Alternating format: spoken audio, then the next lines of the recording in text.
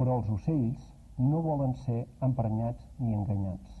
Quan, arribada la nit, omplen multitudinàriament les branques dels arbres, la Rambla de Figueres sembla la bodega Bay de l'escena final de The Bears, amb una guàrdia fatídica de milers d'aus immòbils. Alfred Hitchcock va subratllar aquelles imatges tenses amb un silenci artificial, un silenci electrònic semblant al soroll llunyà de les ones del mar, i va explicar què volia dir aquell fals silenci traduït al llenguatge secret dels ocells, potser el mateix llenguatge dels odiats pardals i dels vexats estornells de Figueres.